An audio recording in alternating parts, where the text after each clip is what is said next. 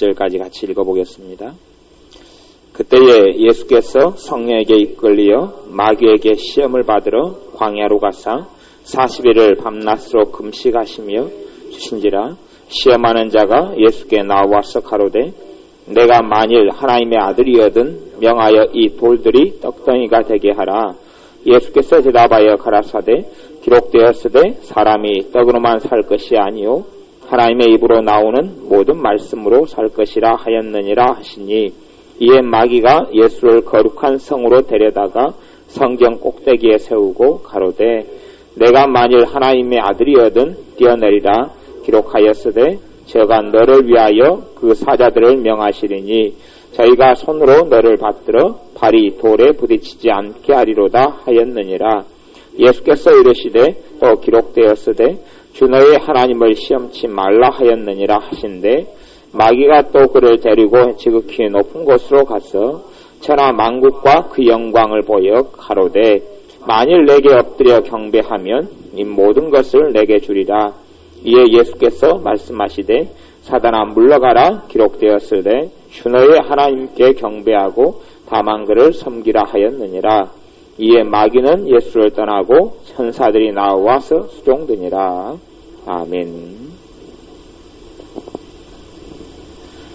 말씀은 누가복음 4장을 찾아놨는데 현은 이 마태복음 4장이라 그래요.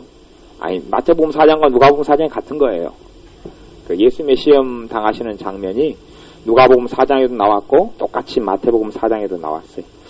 누가복음 4장을 말한다 그러는데 마태복음 4장을 이분이 말하고 있는 거예요. 똑같은 거예요. 예수님께서 시험을 당하셨는데 4개의 시험, 3개의 시험을 당한 것이 나옵니다. 예수님께서 시험을 당하신 게 뭐냐 하면 사실은 그런 말씀을 하는 거예요. 2절에도 보면 40일을 밤낮으로 금식하신 후에 줄이신지라. 3절에 시험하는 자가 와서 또 1절에는 시험을 받으러 광야로 가셨다 그래요. 시험이란 이야기는 다른 이야기로 하면 고난을 이야기합니다. 고난. 우리가 예수님을 믿고 하나님을 섬기며 살아가는 이 땅의 삶 가운데 고난이 없기를 바라면 도둑놈 심보입니다. 사실은 고난이 없는 것은 불가능합니다. 예수님 믿는 사람들은 고난을 통과하는 사람들입니다. 고난을 통과해서 영광으로 나아가는 사람들입니다. 고난은 감사의 제목입니다. 예수님의 사람들은 예수님의 고난을 받았듯이 고난의 길을 걸어가는 것이 하나님의 자녀라는 증거예요. 하나님의 자녀의 증거는 그래서 사도 바울이 그렇게 이야기하잖아요. 더 이상 나를 괴롭게 하지 말아라. 내게는 예수의 흔적이 있다. 예수님의 흔적이 내게 있다. 내가 예수님의 흔적을 가졌다. 나를 괴롭게 하지 말아라. 사도 바울이 고난을 통과했다는 이야기. 통과하면서 직접 바울의 몸에 흔적이 남았죠. 채찍을 맞고 대장을 맞고 살이 찢기고 또 흉터가 남고 돌에 맞아서 돌의 머리부터 발끝까지 돌에 맞은 상흔이 남고 그런 예수님의 흔적, 그게 예수님의 흔적이라고 이야기해요. 예수님의 사람들이 하나님 앞에 섰을 때에 무엇이 자랑이 되냐 그러면 예수님께서 고난의 삶을 사셨듯이 고난을 면제받는 것이 축복된 삶은 아닙니다. 고난을 통과하면서 승리하는 것이 축복된 삶이에요. 그리고 우리가 고난을 통과하는 그 고난 하나하나마다 영광의 면류관이 있습니다. 예수님의 사람들은 고난의 길을 걸어가는 사람들이에요. 고난을 예수님의 십자가의 능력으로 승리하고 살아가는 사람들이지 고난이 없기를 바라서는 안 됩니다. 고난이 우리를 찾아와도 고난을 무너뜨리고 가는 사람들이에요. 고난을 무너뜨리는 거예요. 눈물을 씻어내는 것이고 서러움과 한탄을 씻어내는 것이지 그렇지 고난이 없기를 바라서는 안 됩니다. 왜 사랑하는 자녀에게 고난이 있기를 어떤 부모가 원하겠습니까? 사랑하는 아버지께서, 아버지 하나님께서 자녀들의 고난을 허락하시는 이유 중에 하나가 사람이 4절에 보면 떡으로만 살 것이 아니요 하나님의 입으로 나오는 모든 말씀으로 살 것이라. 고난을 통해서 하나님을 찾게 돼요. 우리의 삶이 여러분의 삶이에요. 사실은 다 그렇지는 않습니다만은 열에 하나 정도만 빼놓고는 나머지는 삶이 계속 평안하면 기도생활 진짜 안 합니다. 열에 하나 모르겠어요. 50이 한 명 정도만 기도생활을 계속 평탄해도 할 거예요. 문제가 없어도 할 거예요. 좀 몸이 피곤하고 힘들고 지치고 그런 게 없고 그냥 맨날 삶이 형통하고 기분 좋고 그래도 어쩌다가 열에 하나 정도는 할 수 있습니다만은 대부분의 하나님의 자녀들은 어려움이 없으면 절대 하나님 많지 않습니다. 점점점 기도 시간이 줄어가고요. 줄어들어가도 평탄하고 좋고 그러면 하나님의 역사가 아니에요. 마귀의 역사지 하나님의 역사가 아니에요.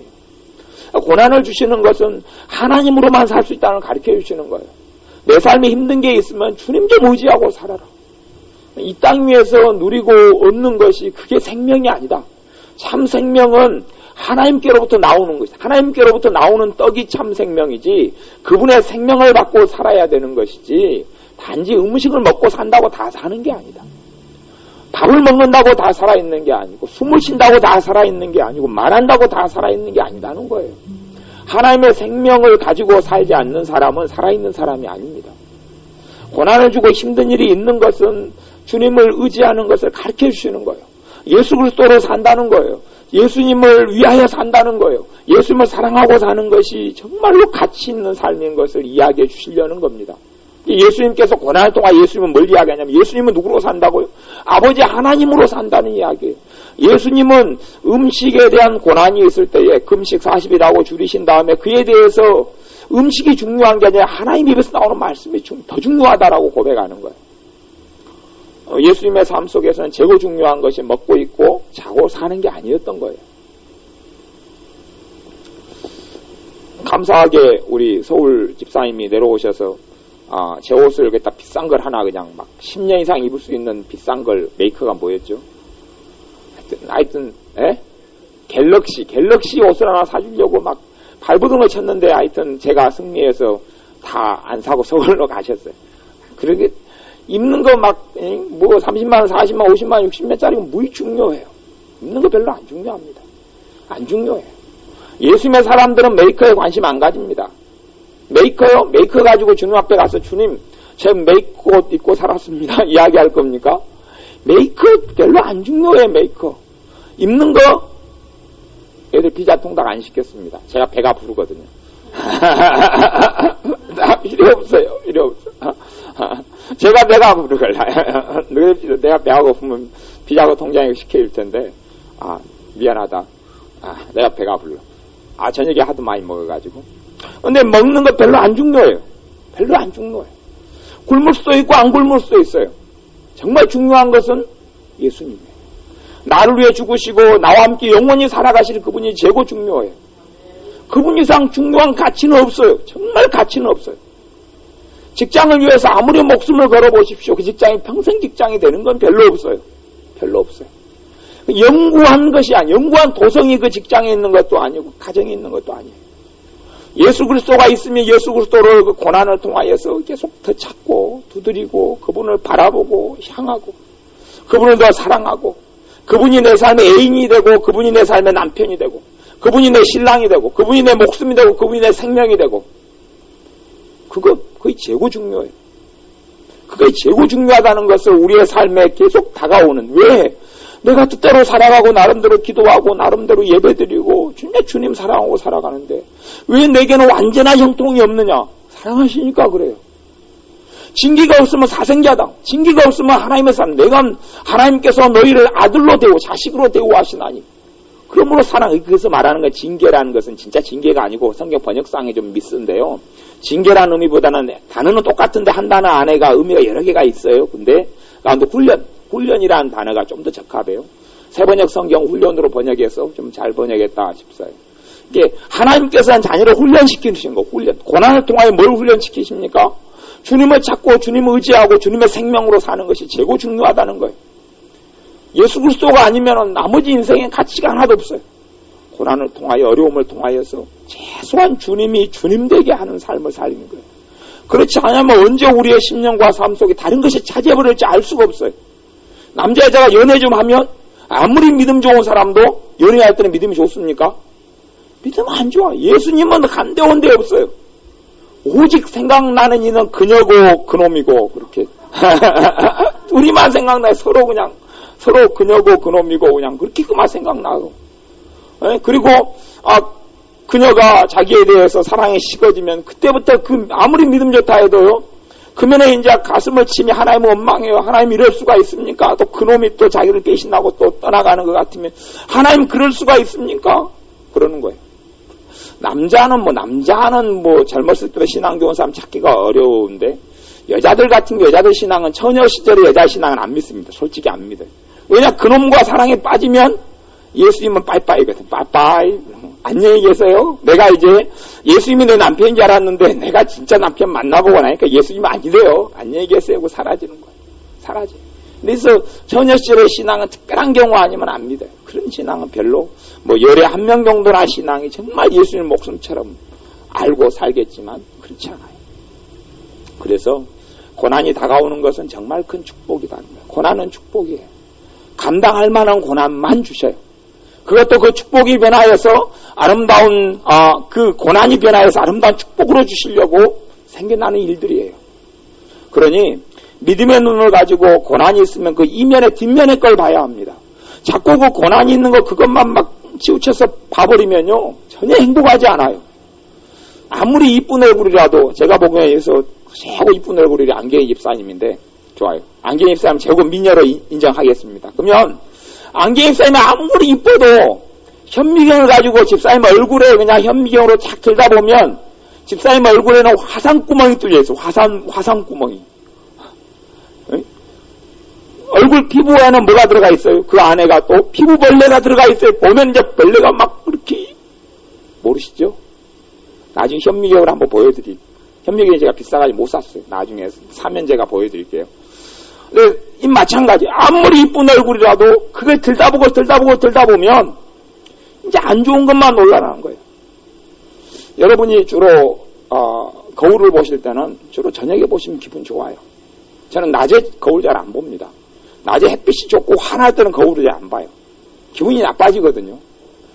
햇빛이 환하고 이럴 때는 거울을 보면 뭐가 보여 얼굴에가? 기미도 많이 보이고 주근깨도 많이 보고 저녁에 거울 봤을 때는 기미도 별로 안 보이고 주근깨도 별로 안 보이고 주름도 적게 보이는데 근데 햇빛이 대낮 환한 대낮에 그냥 딱 보면은 온몸 얼굴에가 그냥 길미고 주근깨고 그냥 점이고 쭈구렁이고 그냥 견적이 굉장히 많이 나와요. 저녁에는 견적이 별로 안 나오거든요. 왜 그걸 집중하고 보면 그냥 기분이 안 좋아져요. 고난과 문제가 있으면 때로는 잊어야 돼요. 있는 것도 배워야 돼요. 있는 것 자체가 믿음으로 가는 길 중에 하나예요. 그걸 들다보고 쳐다보지 말고요. 믿음으로 주님께 구하고 그걸 끌어안고 기도하는 것이 별로 좋은 게 아니에요. 별로 좋은 게 아니에요. 그것 이면에 주님께서 역사하시고 주님께서 함께 하실 것을 바라봐야 해요. 그게 믿음의 삶이에요. 고난을 가지고 고난이 고난으로 끝나게 해버리면요. 주님의 생명이 삶 속에 나타나지 않아요. 물론 고난이 다가오는 것이 고난을 겪고 있는 것이 행복하다는 이야기는 아닙니다. 다 어렵고 다 힘듭니다. 그것이 내 마음에 눈물과 애통을 안 주는 건 아닙니다. 다 애통하고 다 힘들고 다 안타깝습니다. 근데 진리는 진리예요. 하나님의 말씀은 진리고 진리는 진리예요. 근데 하나님의 말씀이 이야기하기를 하나님의 말씀이 고난 중에 너희는 뭐하라? 즐거워하라. 고난은 왜 즐거워합니까? 하나님 보시기에 고난이 좋은 거거든요. 우리 보기에는 고난이 안 좋은데 하나님 좋다고 하면 좋은 거예요. 그냥 내 감정과 내 생각 필요가 없어요. 일절 필요가 없어요. 진리는 진리예요. 고난을 즐거워하라 그랬으면 그때 제가 그 말씀을 저녁에 한 40-50분간 전했잖아요. 그래서 설교 테이프가 고난을 즐거워하라는 테이프가 있는데 고난은 하나님이 즐거운 거다고 이야기해요. 그래서 우리의 삶 가운데 예수님이 고난을 당했는데 예수님의 제자로서 걸어가는 우리가 고난이 없는 삶을 바라고 원하고 왜 그 삶이 주어지지 않을까 그러면 우리는 잘못된 가치관을 가지고 있는 거예요. 전혀 틀린 가치관이에요. 주님은 하나님의 자녀들이 당연히 예수님 때문에 고난받을 걸 기대하시는 거예요. 너희가 나를 인하여 핍박을 받고 나를 인하여서 너희가 모욕을 당하면 너희가 복 있는 자로다. 예수님이 최고 기대하는 것은 예수님의 사람들이 예수님 때문에 욕 좀 얻어먹는 걸 예수님이 최고 원하셔요. 그런데 우리는 예수님 때문에 욕 한 번 얻어먹으면 그냥 미치고 환장하고 폴딱 뛰고 저 인간이 왜 나를 그냥 업수히 여기고 나를 그러느냐. 그리고 하나님 왜 저 인간이 저러는데 가만 놔둡니까? 이상하게 흘러가는 거예요. 예수님이 원하는 건 그게 아닌데. 때로는 아버지 하나님 때문에 내가 눈물을 흘리고 내가 예수님 때문에 내가 정말 때로는 힘들고 내가 애통해하고 그리고 살아가는 걸 주님은 가장 귀하게 보시고 그 자체가 하나님께 돌려드리는 무엇보다 귀한 영광이에요. 하나님의 영광은 거기에가 있어요. 하나님의 영광은 우리가 겪는 고난 속에 있어요. 그래서 예수님께서 이 40일 금식기도 후에 3번의 시험을 받고 고난의 길을 걸어가시고 그 다음부터도 계속 고난입니다. 예수님이 귀신 쫓아내면 사람들이 뭐라 이야기합니까? 뭐 몇몇 사람은 뭐 감사하다고 하지만 또 반대편 사람들은 저 사람이 바알세불에 집혔다. 귀신의 왕이 들어가 귀신 쫓아내는 거다. 그러면서 예수님을 귀신 들렸다고 그럽니다. 그러니 귀신 들렸다는 이야기를 듣고도 사시고 맨날 예수님을 죽이려고 사람들이 쫓아내요. 동네 사람들도 심지어는 그날 예수님 만나서 절벽 벼랑 끝에 끌고 가가지고 떨어뜨리려고 그랬는데 예수님은 그 사이를 통과해 가셨어요. 무수한 일들을 무수한 모욕과 무수한 이간질과 무수한 업수의 여김과 무수한 수치와 어마어마하게 당했어요. 그리고 예수님께서 어떤 동네에 들어갈 때도 함부로 못 들어갔어요. 왜? 공격자들이 그 안에가 있으니까요. 어쨌든 돌아가야 되고 마음대로 하고 싶으면 못했어요. 숨어서 지냈다고 그래요. 성경에도 숨어서. 변두리에 숨어가지고 공생의 3년 동안에 사회 가실 때도 있었고요. 별일이 다 있었어요. 성경에 그런 걸 다 기록되지는 않았습니다. 구원을 위한 것만 기록되었다라고 요한복음에 이야기하듯이요. 예수님이 걸어갔던 총체적인 삶은 고난의 길이에요. 그리고 그 길을 예수님의 사람들 걸어오기를 원해요. 사도행전을 보면 예수님의 제자들이 고난의 길을 안 통과했습니까? 통과했습니까? 다 통과했습니다. 사도행전에 보면 아무리 죽은 자를 살리는 능력을 가진 베드로도, 사도 바울도, 또 요한도, 뭐 마가도, 바나바도, 예외 없이 스데반 집사님도 다 고난의 길을 통과한 거예요. 고난의 길을 통과해요. 사도행전은 사실은 사도들의 기록이 아니라 뭐 사도행전의 핵심이 스데반 집사님 사도가 아니잖아요. 응? 그리고 뭐 빌립 집사님 사도가 아니잖아요. 성령 행전이라고 일반적으로 이루어지고 중심이 이제 사도들을 중심으로 기록돼서 그런 것이지, 다시 이야기하면 성령님께서 역사하시고 이끌어 가시는 하나님의 자녀들 그리스도인의 삶의 기록이라는 이야기예요. 교회 초대교회의 역사서 같은 것이 사도행전인데요. 그 가운데 성령님께서 사도들이나 집사님이나 하나님의 자녀들을 이끌어 가시는 길이 뭐였다는 이야기입니까? 고난이라는 대로를 통과하게 하신 거예요. 고난이라는 대로를. 여러분이 주님 앞에 서셨을 때 주님께서 묻는 질문도 하나가 있을 거예요. 너가 나 때문에 고난의 길을 걸었느냐 회피했느냐 그거예요. 나 때문에 기꺼이 고난을 받아봤느냐? 너가 내 십자가를 지어봤느냐? 그래서 사실은 누구니 나를 따라오려거든 누구 십자가를 지고 자기 십자가를 지고 나를 따르라. 자기 십자가가요. 자기 인생의 짐을 이야기하는 것보다는 유비적인 그런 비유적인 말씀이어서 해석하기가 어렵습니다만은 거기 자기 십자가란 이야기. 첫째는 십자가라는 단어가 있듯이 십자가의 의미가 그 안에 포함되어 있어요. 예수님의 십자가가 있고 내 십자가가 있고.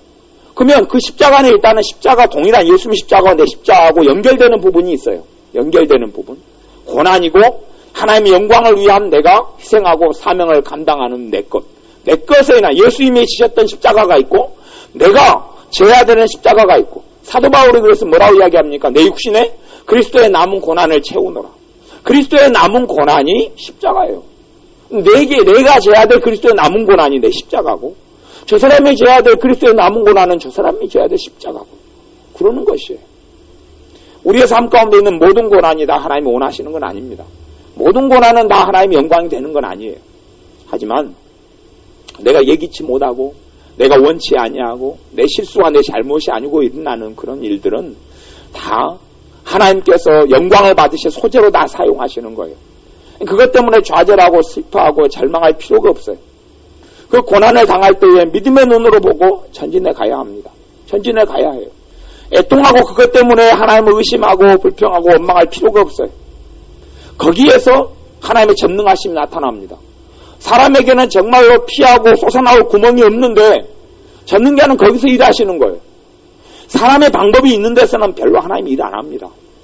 사람의 지혜가 가능한 데는 하나님은 일 안 합니다.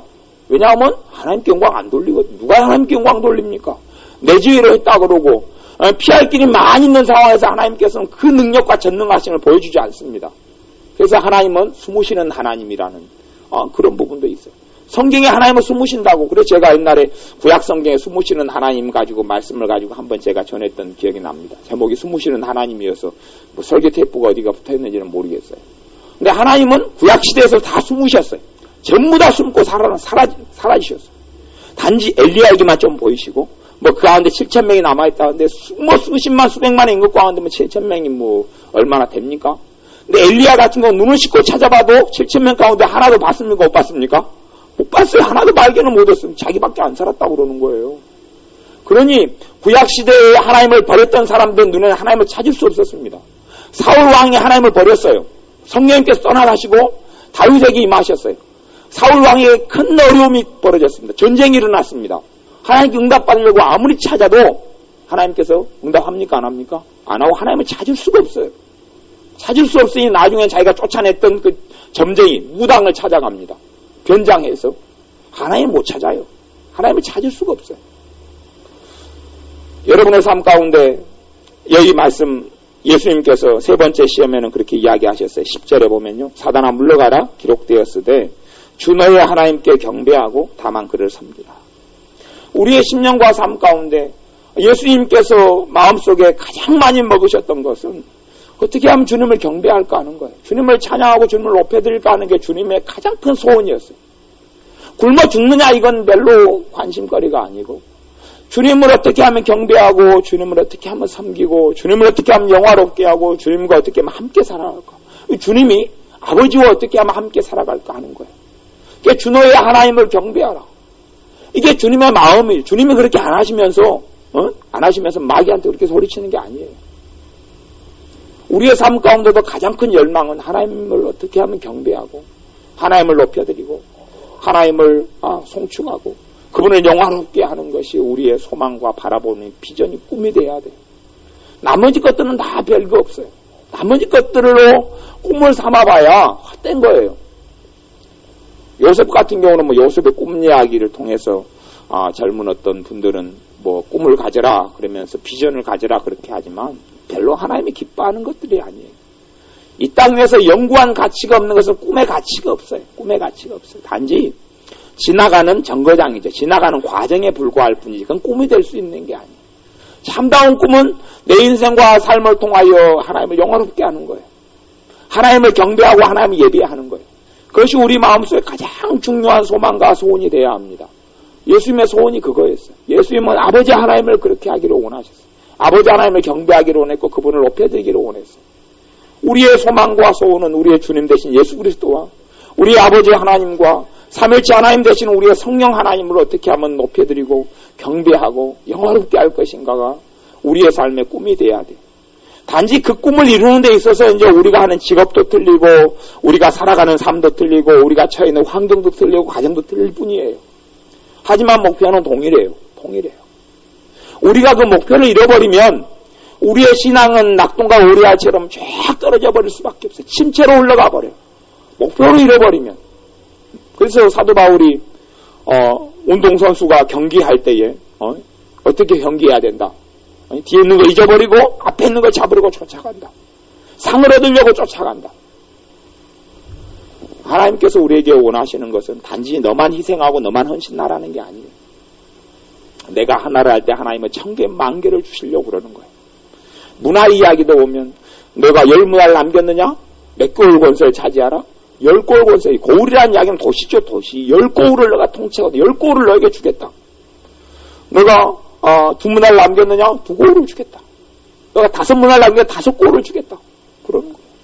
한 문화가 돈으로 얼마에 주제 까먹었네. 한 문화가 주로 한 4데나리온 정도 될 거예요. 한 문화가 4데나리온이니까 한 5만원, 한 데나리온이 노동사료품작이니까 요즘에는 옛날에는 그 노가다 하루 일당이 8만원 정도에서 요즘은 6만원까지도 떨어지고 그랬어요. 사람이 하도 많아지고 실직자가 많아지고 그러니까 떨어졌는데 한 8만원 정도 계산, 6만원 계산한다 그러면 제가 목수일 할 때는 6만원 5천원 받았고 바다에서 갈 때는 그건 이제 많이 잡은 대로 받고 그랬고 펜트 칠할 때는 한 3만 3천원 받고 막 그랬는데 하여튼 단가도 다 틀린데 요즘에는 많이 올라간 것 같아요. 그래서 어쨌든 한 6만원 잡으면 4데나리온 6, 4, 24 24만원이죠. 24만원.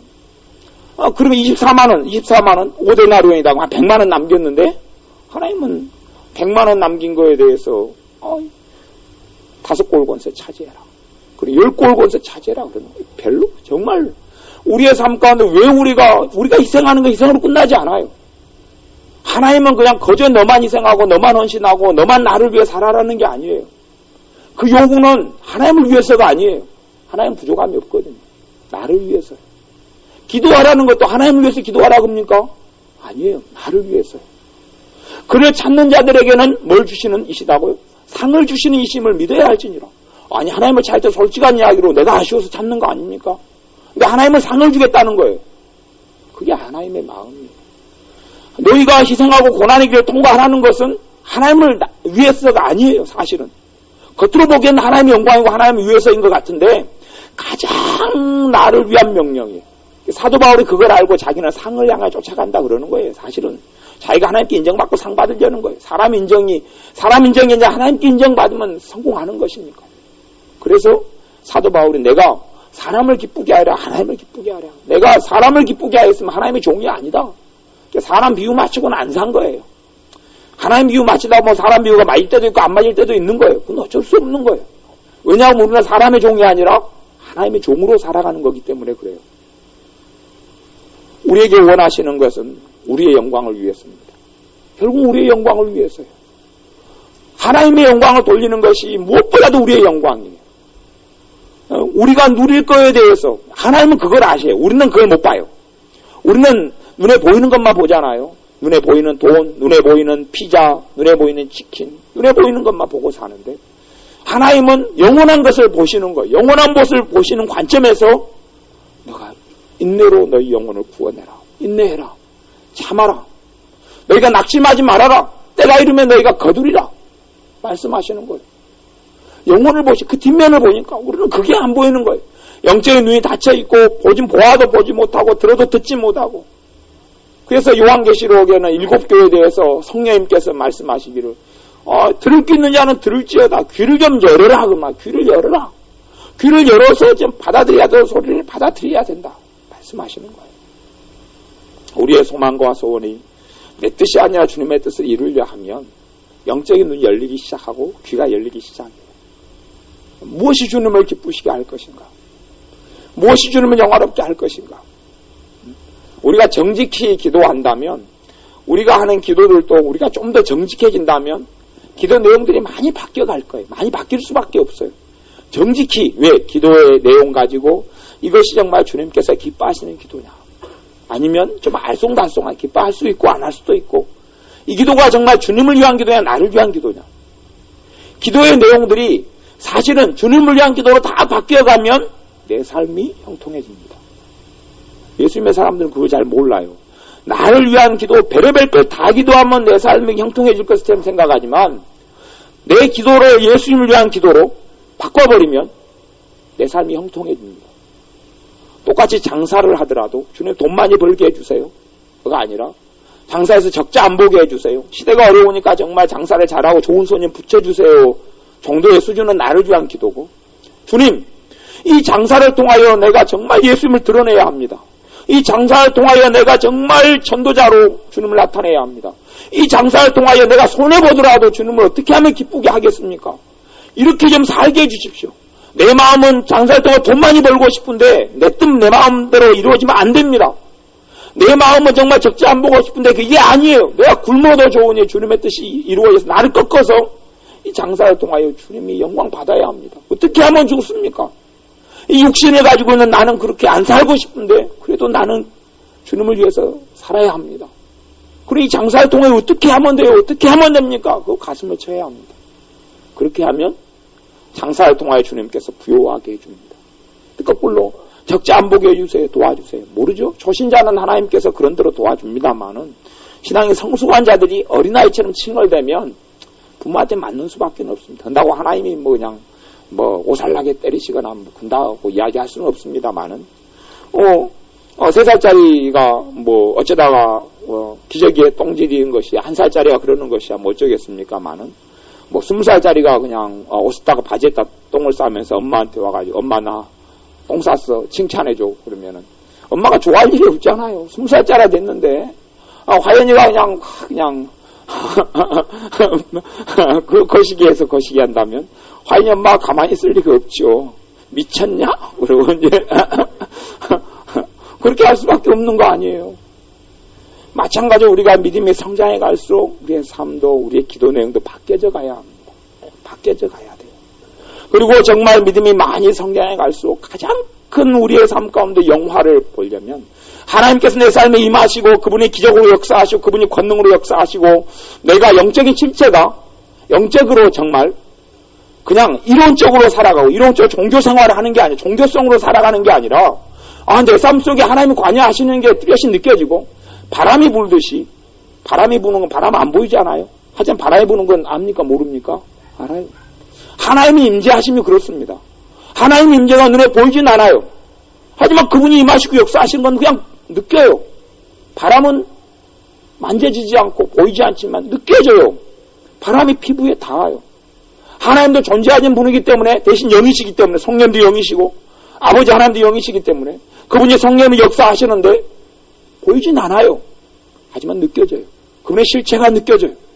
내가 정말 주님을 간절히 원하고 예배하면 주님께서 내 안에 뜨겁게 내 삶 속에서 내 인생 속에서 심령 속에서 역사하실 수밖에 없어요.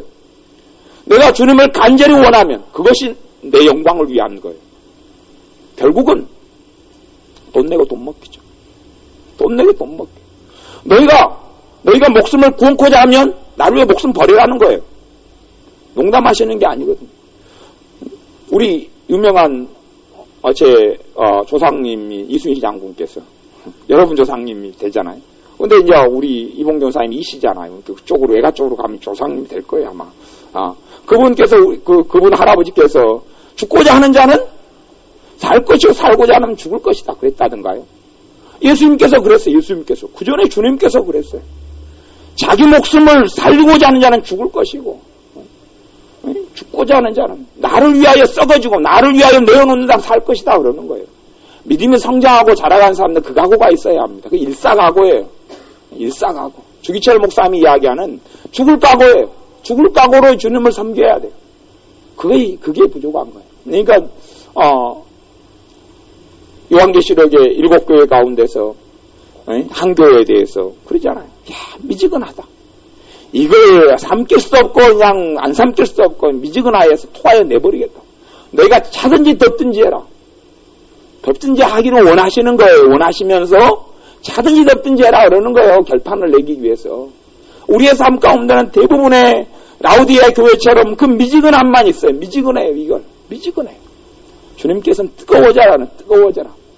기도도 뜨겁게 하고 예배도 정말 간절히 하고 하나님의 말씀을 받을 때도 내게 주시는 말씀 데살로니가 교회 무슨 교회요?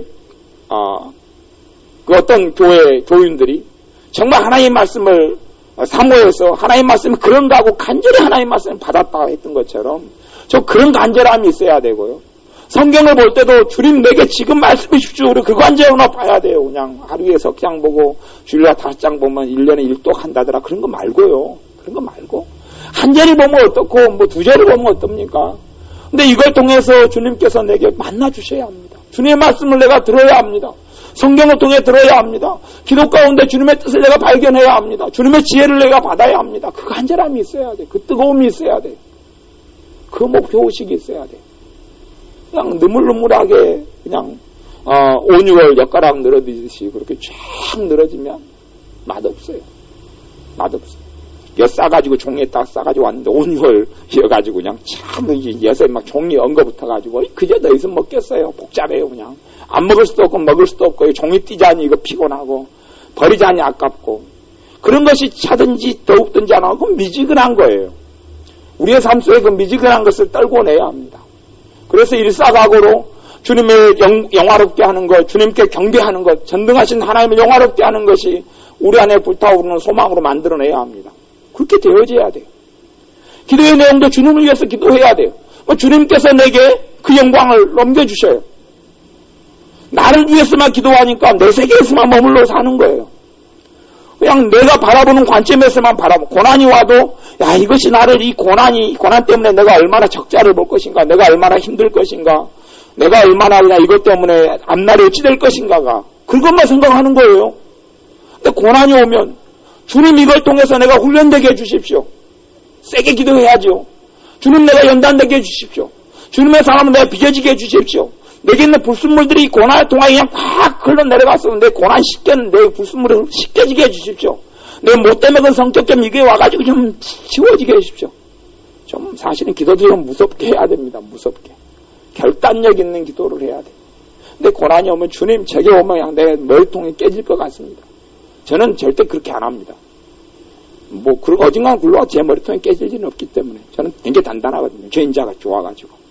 그래서 이번에 그 명절 때 조카 녀석이 둘이가 왔는데 둘이 애가 유치원 하나는 그리고 하나는 초등학교 1학년짜리인데 저한테 박치기를 하는데 저는 굉장히 머리가 단단하고 저 머리로 기와도 깨고 벽돌도 깨고 그래요.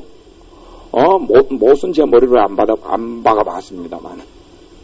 근데 조카 녀석이 저한테 박치기를 하는데 제 머리가 아픈 거예요. 야. 제가 그때 느꼈어요. 아, 이건 머리가 단단한 유전자구나. 위에서 내려오는 거니까 얘네들이 이렇게 돌머리구나. 돌머리고. 그래서 고난이 와도 저는 제 머리가 깨질까봐 겁을 내진 않아요. 저 머리 단단하니까. 하지만 인생이 무너질까를 겁내는 사람들이 너무 많아요. 그건 안 되는 거예요. 안 돼요. 주님이 오면 그걸 통하여서 내가 변화되게 해달라니 해야 돼요. 내가 달라지게 해달라니 기도해야 돼요. 주님께서 뭐 그냥 액면 그대로 기도 듣고 그냥 우리를 잡아뜨리고 넘어뜨리고 그냥 위에서 깔아뭉개고 그렇게 하지는 않단 말이에요.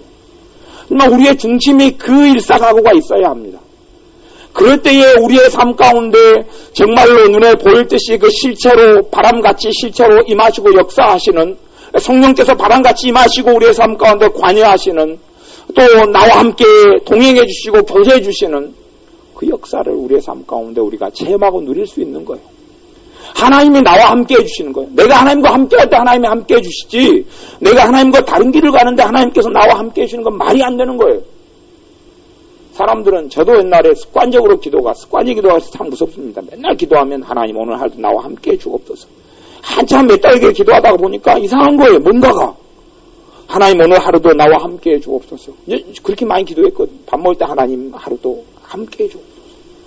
굉장히 신령한 것 같은데 몇 달을 계속 요즘도 간혹가다 그 습관 기도가 나옵니다. 그럼 그거 오랫동안 했거든. 수년 이상을 해왔으니까 뭐 30년 했을 거예요. 그렇게 해오니까 습관적으로 하나님 오늘도 나와 함께 해주옵소서. 근데 어느 때 문득 든 생각이 이상한 거예요. 뭔가가 기도가. 가만히 생각하면서 내가 내 맘대로 그냥 걸어가는데 하나님한테 함께 달라고 하면 웃기는 거 아니에요? 도둑놈 아니에요? 도둑놈. 내가 하나님의 길을 걸어가면서 하나님 함께 해주옵소서 그러면 하나님께서 오냐. 이게 사실은 하나님이 걸어가고 있는 길을 내 주님이 걸어가고 있는 길을 내가 가고 있으면서 주님 나와 함께 가니 좋으시죠? 함께 해주옵소서. 그건 맞는데 내가 주님과 함께 하니까 그래 내 옆에 나를 따라오는구나. 예수님이 나를 따라오느라 그죠? 나를 따라오느라. 그 길을 따라오느라. 내 그 길을 따라오. 주님 오늘 하도 내가 주님의 길을 가게 해주십시오. 그게 맞는데 기도가. 주님 나와 함께 해주십시오. 그러니까 내 마음대로 가면서 그 길에 그냥 하나님이 그냥 그 쇠망치를 들고 하인이 돼가지고 돌멩이 갔으면 돌멩이 깨뜨려주고 그냥 그래서 해달라는 이야기잖아요. 아주 고약한 기도예요. 고약한 기도. 제가 그런 기도를 많이 해왔다니까요. 안에 들어가 보면 그냥 내가 내 마음대로 살아가도 하나님이 형통케 해줘야 되고 하나님이 도와줘야 되고 하나님이 풀려지게 해달라는 걸 원하는 거예요. 그게 아닌 거예요. 내가 주님의 길을 가게 해주십시오. 내가 그냥 머리통이 깨져도 주님의 길을 가게 해주십시오. 내가 그냥 다리 몽대에 뿔러해도 주님의 길을 가게 해주십시오. 그렇게 기도해야 돼요. 그 기도가 무서워지기 시작하면 우리는 예수님 안 살아가는 거예요. 사실은. 주님을 위해서 목숨을 주님을 섬긴다는 것은 목숨 건 거예요. 목숨 건 거예요. 옛날에 애국지사들이 많았잖아요. 일제시대 때 애국지사들이 많았습니다. 지금 애국지사가 없습니다. 애국지사가 없어요. 국회의원회가 애국지사가 있습니까? 뭐 대통령이 그분을 잘 모르니까 그분 모르겠어요. 하여튼 애국지사가 어디 있습니까? 근데 옛날에 일제시대 때는 애국지사가 많았어요. 나라를 독립시키려고 목숨을 건 사람이 무진장 많았어요. 무진장 많았어요. 월남 이상교 선생님 다 그 하나님의 사람들이기 때문에 다 그랬죠. 전부 다 그런 사람들이 너무 많아. 안창호 선생님부터 막 많았어요. 지금은 없어요. 눈에 어딘가 있겠죠. 어딘가 구들장 방콕 하시거나 방글라데시 하시면서 시대가 안 맞기 때문에 기다리고 계신지 모르겠어요. 근데 그거 없어요. 왜냐하면 자기만 위해서 살려는 거예요. 예수님 믿는 사람들이 이기적이 되면 그 사람 성령의 사람이 아닙니다. 이기적이 되면 성령의 사람이 아니에요. 직장생활을 나를 위해 하면 주님의 사람 아닙니다. 가정을 위해서 나를 위해 가정생활하면 주님의 사람 아닙니다. 부부간의 관계가 나를 위해서 부부가 마음이 맞고 행복이기를 원하면 그건 주님의 사람 아닙니다. 목숨 걸고 사는 게 아닙니다. 예수님의 목숨을 예수님 목숨을 나한테 주십시오. 이게 복음입니다. 예수님의 목숨과 생명을 나한테 주시는 거예요. 그게 복음이에요. 그것이 예수로서 영접한다는 의미예요. 그분의 목숨을 내가 끊고 왔어요. 그분의 생명을 가지고 왔어요. 그분의 피를 가지고 왔어요. 그분의 살을 가지고 오면서, 그래서 우리가 성찬할 때 살과 피를 먹는 의식을, 떡과 포도주를 마시잖아요. 그분의 살과 피, 그분의 목숨을 가지고 오면서 내 목숨은 내놔요, 안 내놔요? 안 내놔요. 그러니까 예수님이 사실은 그럴 거예요. 이 도둑놈들아. 그럴 수 있어요. 이 도둑놈들아. 아마 예수님을 사랑하셔서 안 그러겠지만 아마 천사들은 그럴 거예요. 이 도둑놈들아. 우리가 너희들 보니까 너희 도둑놈들이더라. 천사들 위해서 예수님이 안 죽었습니다. 천사들은 그래서 종이고 우리는 자식이에요. 그러니까 지금은 우리가 천사보다 낮은 삶을 살지만 우리는 천사보다 훨씬 영화롭게 되어져요. 천사는 우리를 도우라고 하나님 붙여서 하나님을 경배하고 하나님을 섬기고 하나님의 자녀를 우리를 섬겨요. 그러니까 여기도 천사가 얼마나 영적인 눈이 저는 안 열려가지고 못 봅니다만은 진짜 보입니까? 나중에 이제 보게 될 줄로 믿습니다.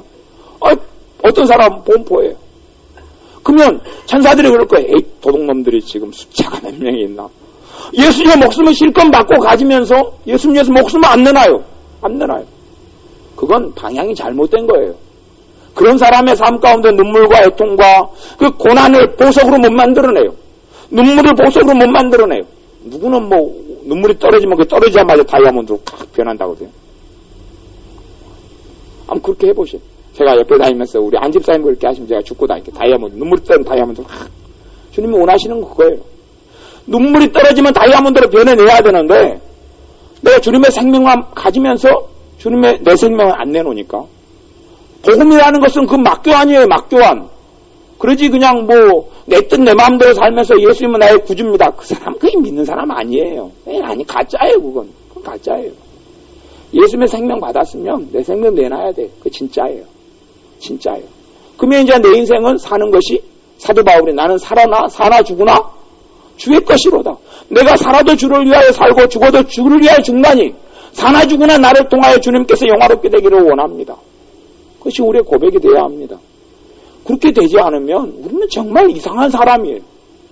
이게 진짜도 아니고 가짜도 아니고 그냥 어디 피자하고 모래하고 섞여 있는데 먹을 거예요 이걸? 먹을 거예요 버릴 거예요 내가 간절히 이걸? 피자하고 모래하고 섞였는데 쌀하고 모래하고 섞여도 복잡합니다. 이게. 쌀하고 모래 섞여도 이거 어떻게 할거 어떻게 골라낼 거예요 내가 간절? 이거 버릴 수 없고 먹을 수 없고. 옛날에는 이 조선시대 후기에는 못된 놈들이 쌀하고 모래하고 섞었어요. 섞어가지고 이렇게 줬어요. 가만히 담아가지고. 그렇게 줘가지고 진짜 쌀이라고 주는데 받는 사람들이 이걸 어떻게 할 거야, 내가 안절. 어떻게 곤란해요, 이걸. 어디 결하도 되면 이제 물에 둥둥 뜨기라도 하지. 그럼 곤란해지만 쌀하고 모래하고 섞여가지고 이거 어떻게 할 거예요. 날 엉망진짜. 돌 몇 개 있는 것도 곤란하기 어려운 판국에. 근데 우리가 그렇게 된 방은이에요. 그래서 우리의 삶을 더 깨끗하게 해야 합니다. 마음이 청결한 자는 복있나니 제가 하나님을 볼 것이며 이 불순물들이 너무 많으니까 주님이 안 보이는 거예요. 주님이 사실 주님 어디 있습니까? 왜 안 보입니까? 내 눈이 이상해서 안 보이는 거지 주님이 안 살아계시기 때문에 안 보이는 게 아니에요. 주님 내 삶 속에 어디 가셨습니까? 내가 어디 간 거예요? 내가 어디 가 있으니까 주님이 저기 계신데 내가 어디로 삼천포로 빠졌으니까 주님을 못 만난 거지요. 주님 내가 어디로 가야 주님을 만납니까? 어느 길이 주님께서 원하시는 길입니까? 어떠한 삶이 주님께서 원하시는 길입니까? 거기에 목숨을 걸어야 합니다. 그 사람이 주님께서 보시기에 진짜로 반명 날 거고 그 인생에 주님을 영화롭게 할 거고 주님의 영광을 내가 너희에게 주리라. 내 영광을 너희에게 주리라 하는 말씀이 실현되고 이루어질 거예요. 우리는 주님의 영광을 받을 존재들입니다. 주님께서 우리에게 영광을 주시려고 그분이 십자가를 지시고 돌아가신 거예요. 그분이 우리를 영화롭게 하려고 돌아가신 거예요. 그분이 돌아가시고 주님이 영화롭게 되시고 우리를 영화롭게 하신 거예요. 그러니까 하나님의 영화로운 자녀가 된 거죠. 자녀는 자녀답게, 자녀는 자녀의 자리에 주님의 제자고 주님의 사람이면 주님의 길을 가야 합니다. 그 길을 가야 돼요. 눈물이 나도 그 길을 가야 되고 매를 맞아도 그 길을 가야 되고 때론 통곡해도 그 길을 가야 합니다. 전에 베세메스로 가는 소가 있잖아요. 소가 젖먹이 소 송아지를 떨고 놓고 그리고 그 벗개를 담아가지고 가게 했어요. 그런데 소에 대해서 베세메스로 가는 소에 대해서 베세메스로 가야 되는데 하나님이 가라 그러는 거예요. 그 길로. 그런데 소는 젖먹이 송아지를 달렸어요. 사실은 소의 본능으로는 갈 수가 없어요. 소가 가면서 성경에 기록되기를 자로 울어 치우치지 않고 그 눈에서 눈물을 닭똥같이는 없습니다만 닭똥같이 흘렸어요. 계속 떨어졌어요. 눈물을 흘리면서 자로 울어 치우치지 않고 벗개를 싣고 갔어요. 하나님이 가라고 그러기를 소도 갔어요. 소도. 그러니까 그 길을 우리가 안 가면 아마 주님은 우리를 사랑하셔서 안 그러는데 천사들은 그럴 거예요. 에이 소만도 못한 인간들아. 그 소는 이제 암소죠. 암소. 이 암소만도 못한 인간들아. 그럴 거예요. 개도 주인을 압니까? 모릅니까? 알아요. 개가 정말 똑똑한 개일수록 밥 주는 사람을 좋아합니다. 밥 주는 거 주인이라고 생각해요. 밥 주는 사람이 주인이니까. 그러면 개도 주인을 알아보는데 우리가 나를 위해서 목숨을 신 주님을 알아보지 못하고 주님을 위해 살지 아니하면 이제 주님은 안 그러는데 천사들은 그럴 거예요. 에이? 개만도 못한 인간들은 그러졌지 않아요. 그러니까 우리의 삶이 뜨거워져야 돼요. 뜨거워져야 돼요. 우리에게 주님의 그 사랑이 덜 느껴지는 것은 내가 주님하고 거리가 멀기 때문에 주님 나를 안 사랑하셔서가 아니에요. 성령님께서 역사하시고 임하시는 것이 예배 때 임하시고 찬양할 때 임하시고 또 내가 내 직장생활 할 때 지혜로 임하시고 나를 도와주시는 역사가 약해지거나 안 보이는 것은 내가 주님을 안 사랑하기 때문에 그래요. 주님의 사랑을 실컷 받아놓고도 나는 사랑 안 준다는 거예요. 이 야비한 두 사람이 결혼생활을 하더라도 한 사람이 부부는 둘 다 헌신해, 둘 다 희생해야 됩니다. 한 사람이 희생해가지고는 좋은 관계 절대 안 됩니다. 한 사람만 희생해가지고는 답이 없습니다. 둘 다 희생해야 돼요. 연인이 둘이가 사귀면 둘 다 희생해야지만이 열매를 결실을 맺지 둘 다 희생하지 않고 한 명은 상대방이 무조건 희생하기를 원하면 그런 인간관계는 오래가지도 못하고 그런 관계는 다 무너집니다. 주님이 나를 위해 목숨을 주셨으면 나도 내놔야 돼요. 나도 내놔야 돼요. 그걸 많이 내 목숨을 많이 내놓고 나를 더 많이 비워낼수록 주님을 더 사랑하고 믿음이 성장한다 이렇게 표현하고 주님을 사랑한다라고 표현해요. 주님을 사랑하는 사람이 되어야 됩니다. 너희가 나를 사랑하면 너희가 내 안에 거하면 너희가 나를 사랑하면 주님의 사랑으로 주님께서 함께 하시는 내 사랑, 주님의 사랑이 아버지의 사랑이 우리 안에 느껴지고 체험됩니다. 그리고 우리를 통하여서 우리가 이 땅 위에서가 아니라 하나님의 나라에서 아버지 앞에서 칭찬과 존귀와 영광을 받게 된다는 말씀합니다. 칭찬과 영광과 존귀가 다 원하는 것 아닙니까? 그건 사람이 그걸 원하도록 하나님 만들어놨어요. 칭찬을 원하는 거 잘못이 아니에요. 존귀를 원하는 게 잘못. 사도 바울이 지옥 가려고 예수님을 믿었겠습니까? 아니면 그 희생과 헌신과 돌에 맞은 것이 사도 바울이 그냥 아무 영광을 안 받으려고 그랬겠습니까? 예수님이 그렇게 이야기 안 했습니까? 예수님께서 다 이야기하시는 것이 주님을 위해 살면 주님께서 정말로 아름다운 것 수백 배 수천 배로 갚아준다고 약속하지 않았습니까? 그래서 주님을 위해 사는 거예요. 헛된 거 아니에요. 예수 그리스도에 따르는 것이 헛된 게 아니에요. 가장 가치 있는 길이에요. 무엇보다 비교할 수 있는 축복의 길이에요. 주님을 따르는 것은 우리에게 영광이에요. 어리석은 길이 아니에요. 멸시 받을 길도 아니고 천대 받을 길도 아니에요. 그 길은 우리에게 비교할 수 없는 영광의 길이에요. 내 직장생활도 주님을 따르는 길 가운데 하나가 돼야 돼요. 내 가정생활도 그 길이 돼야 돼요.